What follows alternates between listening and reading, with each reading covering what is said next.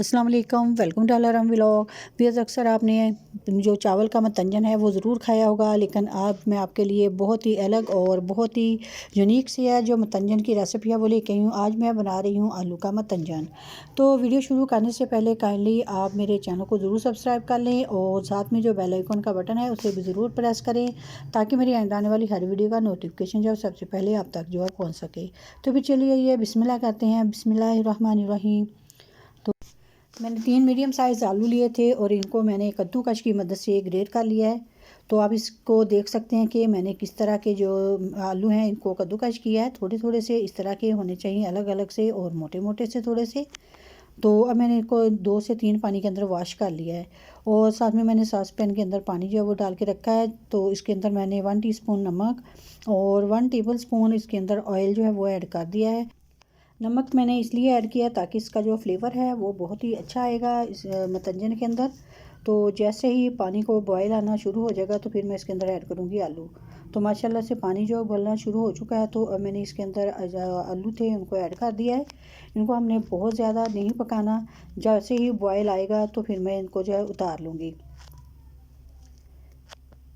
Oil जो है थोड़ा सा ज़रूर डालें, इससे जो आलू है जब हम इसको पानी से निकालेंगे तो अजी आपस में चिपकेंगे नहीं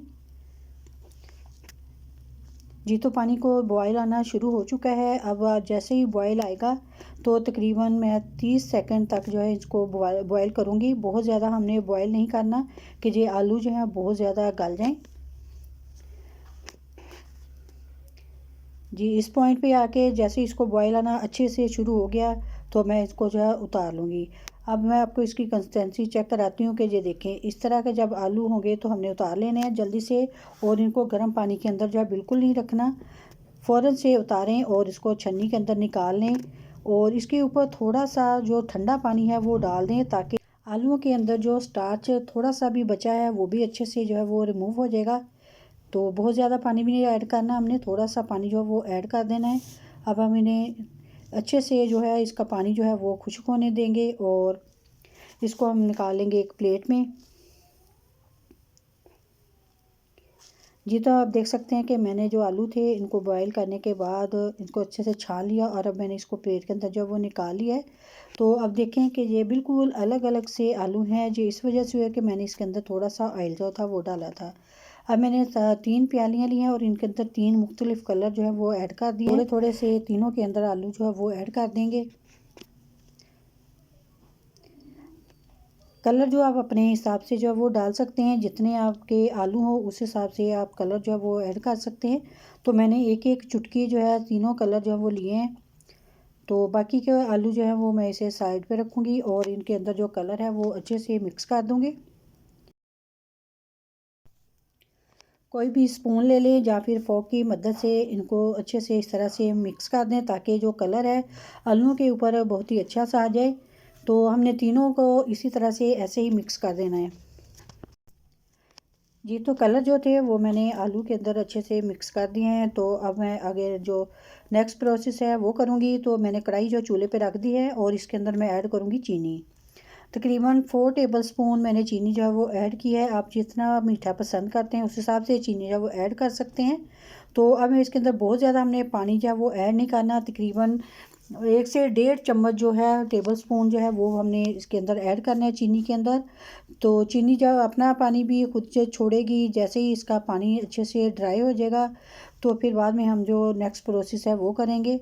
तो हमने इसका जो पानी है वो अच्छे से ड्राई कर देना है चीनी का। अब मैं इसके अंदर ऐड करूँगी 1/2 टेबल स्पून घी का। आप चाहें तो ऑयल भी जो है वो भी इस्तेमाल कर सकते हैं। तो मैं इस पॉइंट पे आके घी इस्तेमाल कर रही हूँ। तो ये आप देख सकते हैं कि चीनी का पानी जो है वो अच्छे से ड्राई हो चुका था। तो अब मैंने इसके अंदर ऐड कर दिए हैं आलू। तो आलूओं को हमने बहुत ज़्यादा जो है वो कुक नहीं करना, बस इनका पानी जो है वो हमने अच्छे से खुश्क कर देना है और इनको अच्छे से फैला लेना है कढ़ाई के अंदर। और जो तीनों कलर आलू थे तो इनको हमने जो प्लेन आलू थे उनके ऊपर ऐसे फैला दिया और ऊपर से हम जो मेवा जाते हैं वो ऐड करेंगे। बादाम है और साथ में है नारियल। तो अगर आपके पास जो भी मेवा जाता है वो आप डाल सकते हैं। तो इनको डालने के बाद मैं इसे तकरीबन 3 से 4 मिनट के लिए दम पे रखूँगी। तो माशाल्लाह जी 3 से 4 मिनट के बाद आलू का मतंजन जो है वो रेडी हो चुका है। जी, तो हमारा आलू का मतंजन जो है बहुत ही मज़ेदार और परफेक्ट जो है वो रेडी हो चुका है। तो आप इसकी कंसिस्टेंसी जो है वो देख के अंदाज़ा लगा सकते हैं कि कितना परफेक्ट और मज़े का जो हमारा आलू का मतंजन है वो रेडी हुआ है। आप एक बार बना के ज़रूर ट्राई कीजिएगा, इसका टेस्ट जो है बहुत ही अच्छा आता है। अगर आपके पास वनीला एसेंस है तो आप डाल सकते हैं, लेकिन इसके बगैर भी आलू जो है बहुत ही मज़े के और बहुत ही परफेक्ट जो मतंजन जो बना है। आप इसकी कंसिस्टेंसी जो है वो चेक कर सकते हैं, देखें कैसे अलग अलग से और बहुत ही कलरफुल से हमारा जो मतंजन है वो रेडी हुआ है। अगर आपको मेरी आज की वीडियो जब पसंद आई तो प्लीज़ लाइक करें, शेयर करें, और अगर चैनल पर नए हैं तो प्लीज़ चैनल को ज़रूर सब्सक्राइब करें।